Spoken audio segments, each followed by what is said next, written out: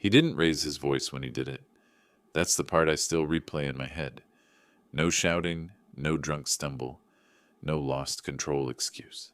Just his hand closing around my throat at the company barbecue, his fingers pressing into the soft spot under my jaw as he leaned in and said, almost conversationally, "You're nothing but a parasite in this company."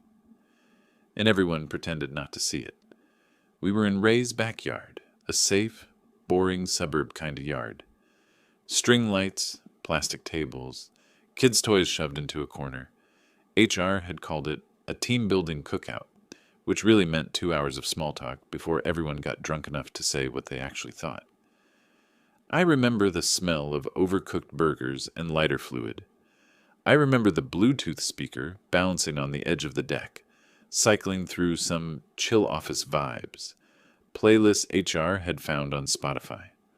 I was standing by the grill with Mark from accounting, talking about absolutely nothing, when I felt eyes on me. You know the feeling when you're suddenly aware that someone's watching you, not casually, but like they're waiting for you to slip.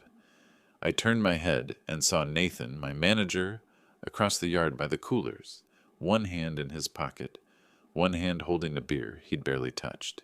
He was staring straight at me, that flat little smirk on his face he used when he was about to say something. Only I would understand. Nathan always looked like he'd been printed out of a future executive template. Slim fit polo, expensive but not too expensive watch, hair gelled just enough. He was the kind of guy who called people rock stars in meetings and assets in emails. He'd been my manager for almost 3 years. In that time, he'd never once raised his voice at me. He didn't need to. He used silence, sarcasm, and that special corporate word, perception. He crossed the lawn slowly, not drunk, not unsteady, just deliberate. "Grant," he said, stopping in front of me, "you got a second?" It wasn't really a question. He didn't wait for an answer, just stepped closer, close enough that I could smell his cologne under the smoke. Mark looked at me, then at Nathan, muttered something about needing more napkins, and drifted away like this was normal. Nathan smiled for the yard, for any camera that might be pointing our way. His body was angled just enough that from the deck, from the tables, all it would look like was a friendly little chat between boss and employee. Then his hand came up, quick, clean, no warning. His fingers wrapped around my throat, just under my Adam's apple, thumb pressing lightly like he was checking a pulse. It didn't look like much. If you weren't looking right at us, you'd think it was a weird half-hug or a joking shove. But he squeezed. Not enough to choke me, just enough to make my voice catch in my chest. "Do you know what you are in this company?" he asked quietly. I stared at him, not really believing this was happening in someone's backyard, next to a folding table covered in store-brand chips. "Excuse me?" I managed. His eyes didn't move. They never do when he's serious. They just go dull, like he's switched into another mode. "You're nothing but a parasite in this company," he said, calm, precise. "You cling to projects you didn't build. You ride other people's work. You make yourself look useful just enough to stay." He gave my throat a tiny shake on that last word, like punctuation. My hands were at my sides. I didn't grab his wrist. Part of me froze. Part of me calculated. We were at a work event.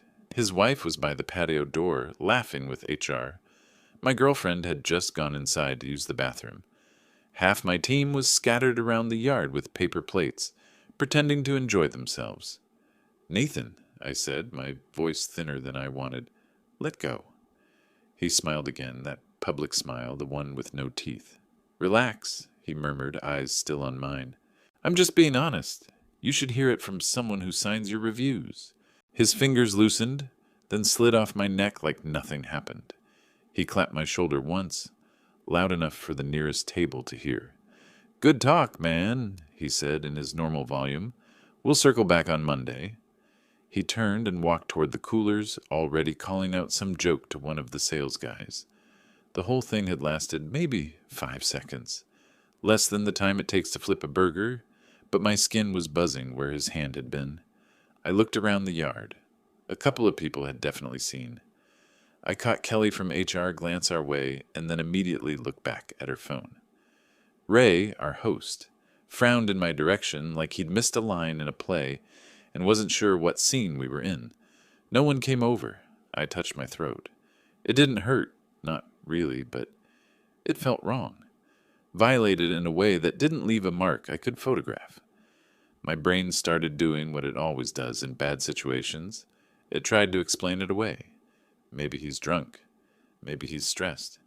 Maybe he thinks this is some kind of tough love. I made you who you are mentorship crap. But then the other part of my brain, the quieter one, said, no. He enjoyed that.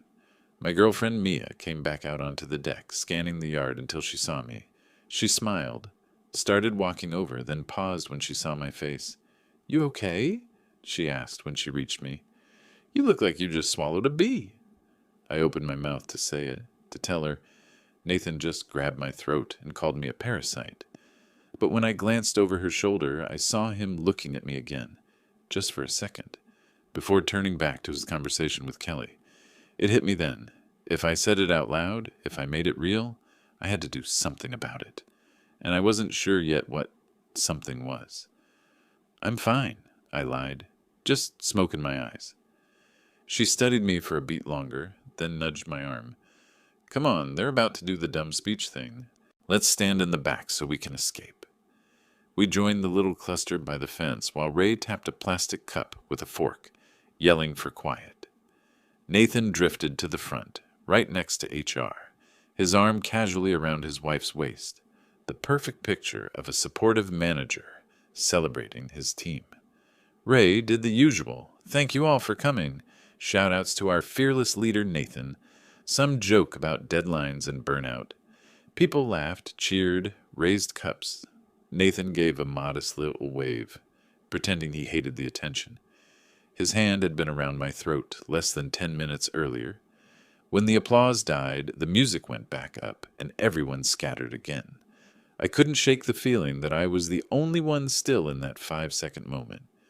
At some point, Nathan wandered back toward me, weaving through bodies like a politician at a fundraiser. Grant, he said, loud enough for Mia to hear this time.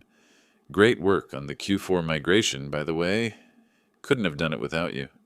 He looked me dead in the eye when he said it. Mia smiled, proud. See? I told you they notice. My jaw clenched. He knew exactly what he was doing, bearing the assault under a public compliment, a neat little layer of plausible deniability. Yeah, I said. They notice. He patted my shoulder again, light and friendly, and moved on. The rest of the night is a smear of small talk and music I can't remember. I know at some point I handed my keys to Mia and asked her to drive. I know I stood in the backyard longer than I needed to, staring at the spot where it happened, trying to convince myself I was overreacting. By the time we got home, my throat felt normal again. My head didn't. When Mia fell asleep next to me, I lay there in the dark, replaying the grip of his fingers, the way his voice didn't change. Not angry, not joking, just certain. I realized something that made my stomach drop. This wasn't the beginning. It was just the first time he'd put his hands where everyone could see. And for the first time in 3 years, I thought, very clearly, if I let this slide, it's never going to stop. I didn't sleep much that night. Every time I drifted off, I jerked awake with that moment replaying in my head. The pressure on my throat, the way his voice didn't rise or break, just steady contempt. By morning, I already knew something was coming. I just didn't know which direction it would hit me from first. It came at 9:17 a.m., an email from HR. Grant, can you come by for a quick conversation at 10 Burrows? No subject line, no details. Just those 12 words that never, in the history of corporate life, meant anything good. Mia saw my face when I checked the notification. Work thing? Something like that? You want me to drive you? You still look off. I'll be fine, I said, though I wasn't sure I believed myself. The office looked too normal for what was happening inside me. Same buzzing lights, same smell of overbrewed coffee, same people pretending Monday wasn't a punishment. I headed to HR, each step feeling heavier than it should have. The HR rep, Melissa, was already seated. She gave me that corporate half-smile meant to look warm, but always lands somewhere between pity and legal preparation. "Nathan's on his way," she said. My stomach twisted. Nathan? Why the hell would he be here? He walked in a few seconds later, not a hint of tension in his posture.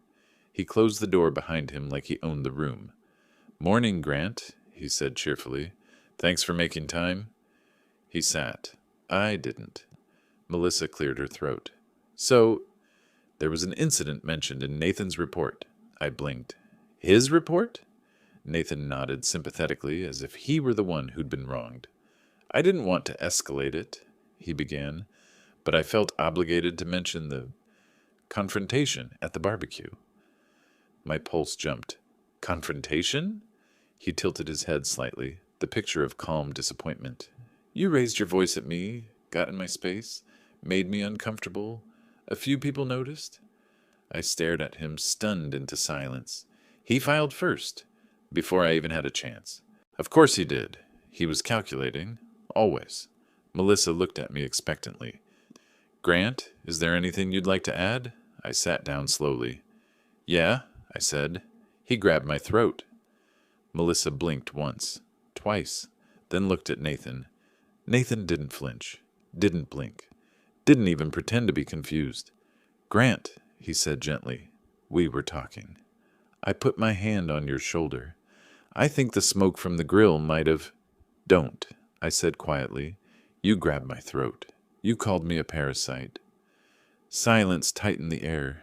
Melissa scribbled something down, either a note or a good reason to pretend she didn't hear that. Nathan exhaled with the patience of a man dealing with a difficult child. "Look," he said, "I get that you were stressed. I get that it was late. But inventing things like this isn't going to help you." Something inside me snapped at that, not loudly, not dramatically, just a clean internal break. But that was just the beginning. Melissa shifted uncomfortably. "Since Nathan submitted his statement first, we do have to log this as a formal conflict. For now, we'd prefer if you two minimize one-on-one interaction." I almost laughed. "I'm assaulted," he reports me first, "and HR wants distance to avoid awkwardness. That's corporate justice." Nathan stood, smoothing his shirt. "Let's just move on, Grant. Things get blown out of proportion. No need to make this into a—" He stopped, watching me closely, as if measuring how far he could push. "I won't drop it," I said. His jaw tightened almost imperceptibly. "We'll see," he replied softly. He left the room. Melissa stayed. She folded her hands. "I'm not saying I don't believe you. I'm saying it'll be difficult to prove." Difficult, not impossible. But she hadn't said that part. I walked out of HR with a weight in my chest, like someone had pushed a stone underneath my ribs. The open office floor looked different now. The same people, the same desks, but a new silence around me, a thick one. At my workstation, 2 colleagues glanced over quickly, then turned away like my presence might infect their job security. A third pretended he didn't see me at all, cowards or survivors. Sometimes it's the same thing. By noon, the rumor had already mutated. Someone whispered that I'd threatened Nathan. Someone else said I'd started something at the barbecue. One person asked if I was okay. The way people do when what they really mean is, "Are you going to explode?" No one asked what actually happened. After lunch, Nathan walked past my desk. Slow. Deliberate. He didn't look at me, but he didn't need to. His message was already clear. I hit first. Now try to catch up. Around 3, Melissa called again. "We'd like you to write an official statement," she said. "Be factual. Emotion-free. It helps." Emotion-free? Sure. When I finished typing the account and hit send, something strange happened. The fear didn't disappear, but something slid in right underneath it. A small, sharp, steady anger. Not rage, not panic, just clarity. And then silence, the kind that means something's gone wrong. Because as I sat there, staring at the sent email, one realization crystallized so fast, it felt like the air changed. Nathan had done this before. Not the grabbing, the manipulation, the preemptive strike, the rewriting of events before anyone else could speak. This wasn't a one-time outburst. It was a pattern, and he was confident because patterns had always worked for him. Until now. My phone buzzed, a text from an unknown number. He did something similar to me. Don't trust HR, be careful. No name, no context. Just a warning dropped like a match. My breath stalled. Someone else. Someone who knew. And in that moment, quiet, small, almost invisible, a tiny spark of satisfaction flickered in my chest. Not victory, not yet, but the first hint that I wasn't as alone as he wanted me to feel. That night, for the first time since the barbecue, I didn't feel powerless. And that feeling, that shift, changed everything. I didn't reply to the text right away. I just stared at it. The words pulsing on my screen like they were alive. Someone else. Someone who'd lived the same pattern. Someone who wasn't guessing. Who was warning me. I saved the number, not with a name, but with a single word. Unknown. And that night, sitting at the edge of my bed while Mia brushed her teeth, I made a decision I hadn't let myself consider before. I wasn't going to survive Nathan. I was going to document him. That was the beginning of the turning point, though I didn't know it yet. 1 hour later, my inbox pinged again. Unknown. If you push back, he'll escalate. He always escalates. I typed, deleted, typed again, then finally sent, "What did he do to you?" No reply. Not then. Not for a long time. But something in that silence confirmed it. I wasn't the first target. Just the current one. The next morning I started small. I bought a USB recorder online. I downloaded an app that automatically saved audio of every Zoom call. I created a private folder, hidden inside another folder, hidden inside another, the corporate version of a bunker. At work, I began saving everything. Every email, every Slack message, screenshots with timestamps. Nathan loved leaving things vague so nothing could be pinned on him. I'd learned that over years, quietly, passively. But this time, I wasn't passive, and I didn't have to wait long. Because 2 days after HR's meeting while I was answering emails, Nathan appeared behind my chair without a single footstep of warning. "Grant," he said lightly, "can I see you in my office?" My stomach tightened. This was too soon, too predictable. I walked in. He closed the door. He sat down slowly, hands folded like a man about to deliver a sermon. "I want to help you," he began. His tone was soft, detached, fatherly even. "That story you told HR, it doesn't look good for you," he said. "I can still smooth things over, but I need you to retract the accusation." I stared at him. "I'm not retracting the truth." Something flickered behind his eyes. The smile didn't drop, not yet, but the temperature in the room shifted. "Grant," he said, leaning back, lacing his fingers behind his head, "you're making a mistake." My recorder was on. I prayed it caught every syllable. "How's the Q4 lead assignment going?" he added casually. My chest tightened. He had deliberately removed me from the biggest project of the quarter 2 days prior. "You reassigned it?" "Yes," he said, voice bright, innocent. "For now. Performance concerns? HR asked for my input." There it was, the escalation. "But you can get the project back," he continued, "if we align on this conflict." I had to breathe slowly, or I would have said something that cost me my job right there. "I didn't start this conflict," I said quietly. "You reported me," he corrected. "That starts things." "I reported what you did." His eyes hardened finally. "Prove it." He didn't say it like a challenge. He said it like a verdict. He was certain I couldn't, but that was his mistake. Because that afternoon, around 3:40, while I sat at my desk pretending to revise documentation, Kelly from HR dropped by my workstation. She didn't make eye contact at first. "I need you to sign this," she whispered. It was a memo, internal, unofficial, but stating that my interaction with Nathan at the barbecue was a misunderstanding with no physical contact. I looked up at her slowly. You want me to lie? I want you to avoid a formal escalation, she murmured. This is cleaner, for everyone. And if I don't, she swallowed, Nathan will file for cause. There it was, the threat, the pressure, the routine manipulation, and something in me, something exhausted and quiet, snapped into place. I'm not signing that, I said. Kelly looked genuinely afraid for a second. Not angry, not annoyed. Afraid. Grant, please think about this. I have. She walked away quickly, the memo still in her hand. My phone buzzed. Unknown. He'll try to isolate you next. I wasn't surprised when it happened. The next day, Nathan removed me from 2 more projects.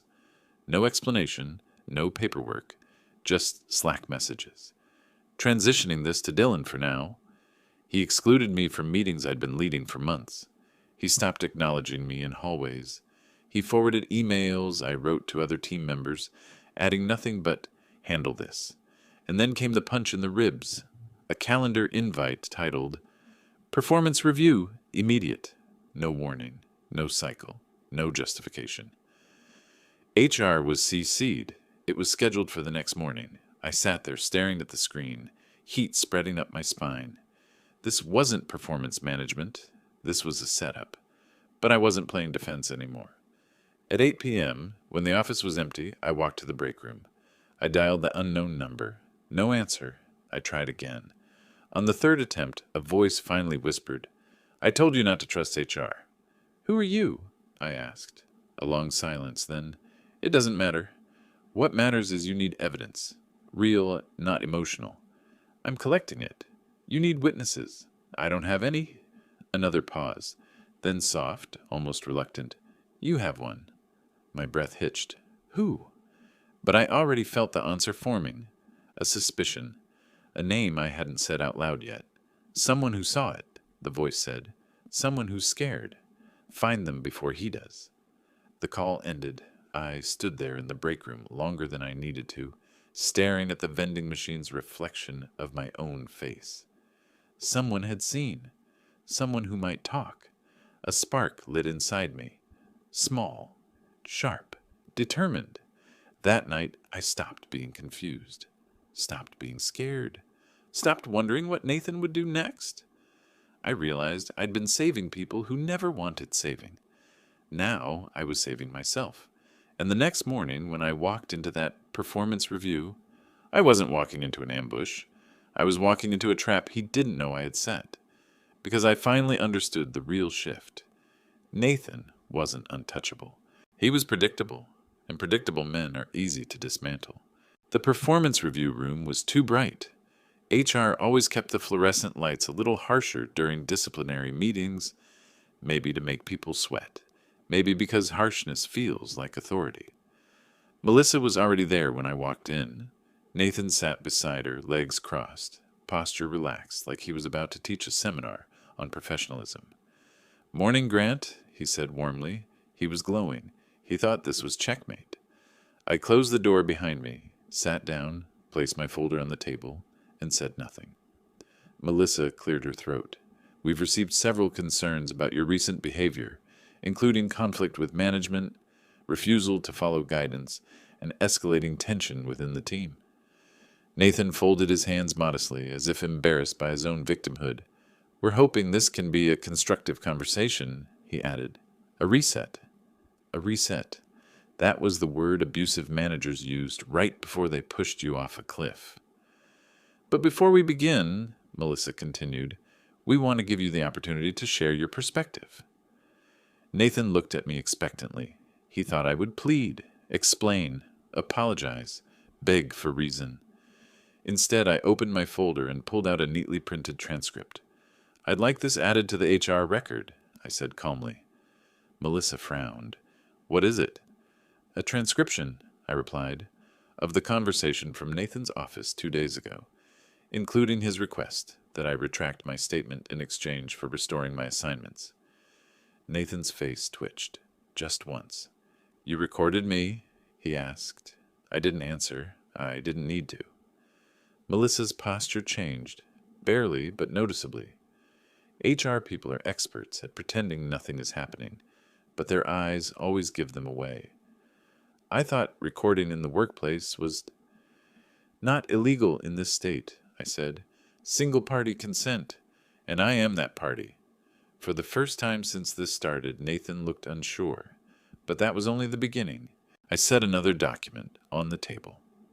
And this, I continued, is a written statement from a witness who saw the physical contact at the barbecue. Melissa blinked in surprise. A witness? Yes, I said. One of the attendees came forward. She was uncomfortable signing her name on the electronic version, but she provided a physical signature. Nathan's jaw tightened. He wasn't smiling anymore, but I wasn't done. I added a third sheet, then a fourth. Email threads, I explained. Screenshots, Slack messages, project removals with no documented cause, and a timeline showing escalation after I refused to retract my complaint. Silence clamped around the room. Nathan straightened in his chair, color rising on his neck. This is absurd, he snapped. He's twisting everything. HR, you cannot take this seriously. Melissa held up a hand. Nathan, she said evenly, we need a few minutes to speak with Grant privately. That sentence cracked the floor under his feet. He opened his mouth, but Melissa added, Please wait outside. He hesitated, but he went. The moment the door closed, Melissa exhaled like she'd been holding her breath for days. Grant, she said quietly, why didn't you bring this forward immediately? Because I didn't think you'd listen. She didn't argue. That told me she agreed. She skimmed through the transcript, her expression tightening. HR isn't emotional, but they know liability when they see it. This is substantial, she said. I know. She looked at the witness statement next. When she reached the signature, her eyes widened. She came forward? Melissa whispered. I nodded. It took a lot of courage, Melissa swallowed. This changes things. She stepped out of the room. Nathan tried to follow her inside, but she closed the door in his face. That was the moment I felt the shift. The real one. The irreversible one. Nathan had walked into this meeting expecting me to fold. Instead, he'd walked into his own autopsy. And then 15 minutes later, Melissa returned, followed by someone I'd only seen once before. Marcus, the regional HR director. Suit, steel haircut, no smile whatsoever. Nathan was summoned back into the room. Please sit, Marcus said. Nathan obeyed. Marcus folded his hands on the table. We've reviewed the materials presented. Effective immediately, we will be conducting a formal investigation. Nathan, you are placed on administrative leave. Nathan's face went white. What? On what grounds? Multiple, Marcus replied. We'll discuss them privately. He turned to me. Grant, thank you for bringing this to our attention. We apologize that you felt unheard earlier. It was corporate language, but the meaning underneath was real. Nathan shot to his feet. This is insane. You're actually going to believe...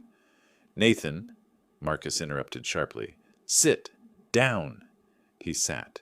For the first time since I'd known him, Nathan wasn't the smartest person in the room. He wasn't even a person in control. The investigation lasted 2 weeks. I didn't hear everything, but I heard enough. 2 former employees came forward. One from another branch. One from our own team. The witness behind the unknown number. HR interviewed half the office. Screenshots turned into evidence. Nathan's performance notes were found to be fabricated. And then one Friday evening, as the office emptied out, I got the email. Outcome of investigation. Confidential. I opened it. Nathan resigned to pursue other opportunities. His access revoked. His name removed from org charts. No party. No farewell email. Just a quiet administrative erasure. HR scheduled a meeting with me the next morning. Not disciplinary, not corrective. Something else entirely. Grant, they said, we'd like to move you to a different department under a different manager. Additionally, your work over the past year has been reviewed. We believe you were unfairly impacted by inappropriate conduct. We'd like to offer a new role with new responsibilities and a salary adjustment. It wasn't triumph. It wasn't revenge. It was something cleaner. Balance. 3 weeks later, I passed Nathan in the parking lot. He was there picking up a box of his old belongings. His once perfect posture had a crack in it. He didn't look at me. He just opened his car door. But he hesitated for half a second. Maybe he wanted to speak. Maybe he wanted to salvage dignity. Maybe he wanted to threaten me again. He didn't. He got in, closed the door, and drove away. No scene, no final words, no victory lap, just quiet. Real, simple quiet, the kind that doesn't need applause. These days I come to work without a knot in my stomach. I sit at a desk where no one's watching for weakness. I speak in meetings without bracing for the aftermath. My throat feels normal again, but sometimes when the office is still and the lights hum softly, I remember that moment at the barbecue, the hand on my neck, the whisper, the threat, and then I remember the last time I saw him, carrying a cardboard box instead of authority. People think justice is loud, explosive, dramatic, but real justice, the kind that sticks, is quiet. It sounds like a door closing, a badge deactivated, a title erased, a life continuing without the person who tried to crush it, and for the first time in a long time, I'm breathing freely.